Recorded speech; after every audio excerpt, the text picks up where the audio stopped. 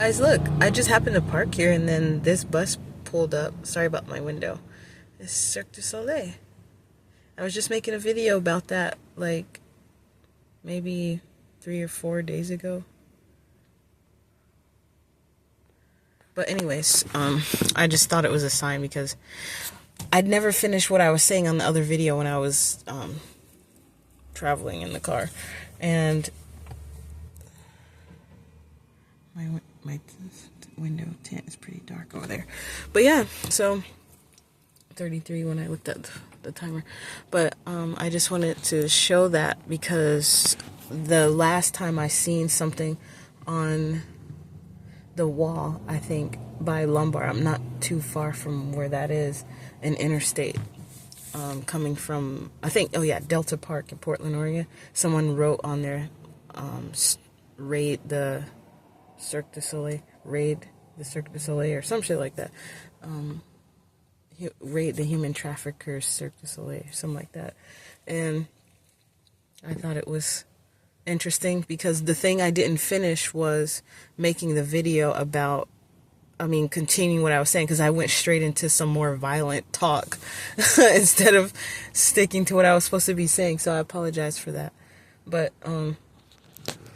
what I was meaning to say was, I was not too long ago thinking about how it was dawning on me that, like, there's this random video that popped up on my YouTube feed that was showing people in the circus, and it's like I felt this sadness from them, like they were being forced. Like, they did a wonderful job, but it's like they were being forced. And it almost kind of reminds me of something that Miss Biles was saying, Simone Biles was saying about something she had been going through. So, but that's a different subject or topic. But they kind of connect a little bit, I see. But the people, they were doing something. It just randomly showed on my phone. Like, the algorithm just happened to pop that on my phone. I was like, I've never been to one of those circus acts. And I was talking about on that video how I went to the rodeo. I never finished saying what I was saying on the previous video when it says message to raid the human traffickers, Cirque du Soleil. And not trying to say nothing bad about Cirque du Soleil and put y'all name on blast and like say y'all are pitiful, but I'm just saying what my opinion, how I felt about the people that were working there.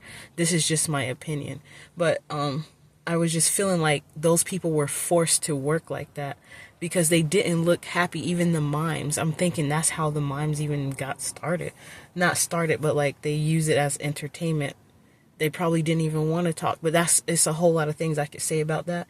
But I'm just trying to like get people to see, like, for our entertainment, some people experience pain to entertain us. Like at the rodeo when I was pregnant with my son, I was very like more sensitive than usual, and I was like crying because I saw it looked like a white horse had tears in its eyes and there was blood all on its side because they kept kicking it with the spurs to make it do tricks, and the horse just looked so sad by itself, just standing there. And the horse noticed that I noticed it, and then it was looking at me, and it's like it was connecting with me through its eyes. And I felt sad because I was like, poor thing. I get it that they got to make their money, because it was like some Hispanic people, they were doing, or Mexicans, I should say, doing their rodeo thing. And one of the men, he saw me connecting with the horse, and he looked at me. He was looking like, he started rubbing the horse a little bit to show that they showing some type of care, because he, without me in the horse saying a word, he looked at us and he knew that there was some sort of emotional connection.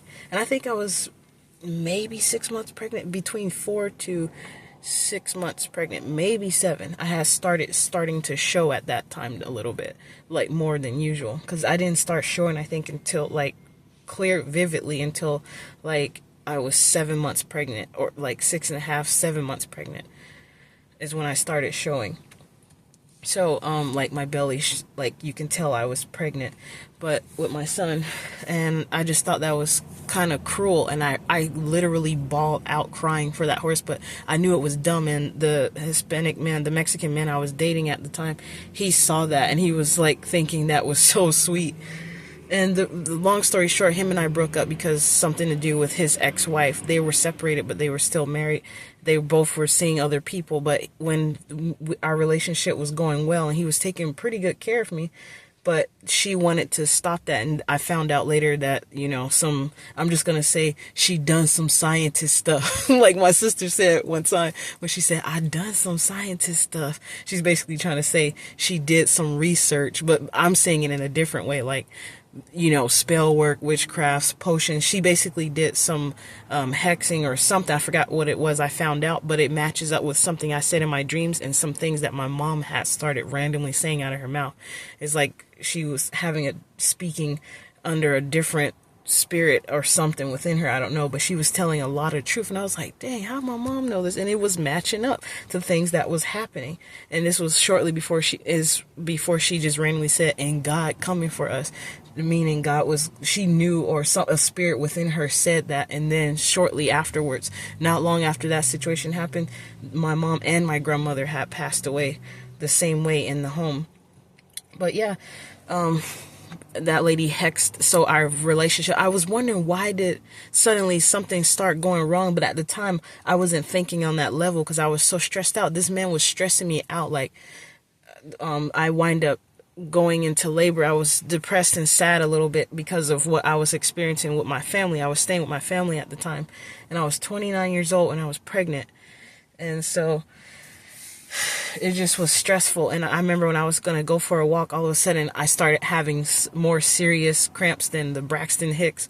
And so that's when I knew, oh my God, I was trying to walk. I wanted to go for a walk, and it's like I could not walk forward, but somehow I made it back home because I was already halfway to where I was going to go walk towards the street because I just needed to get away from the house. It was just too many. I was extremely sensitive when I was pregnant, like way more sensitive. And I was also starting a beginning phase of another stage of an awakening. That's why when I woke up one day, I was like, those people are witches, those people are witches, those people are witches. Everybody who was moving out, all of a sudden, those were the witches that I had spoke against, saying that was going to be the sign of each household. And it matched up with what I had seen in the dreams of each neighbor in that suburban neighborhood. So yeah, I'm kind of leery about those neighborhoods now.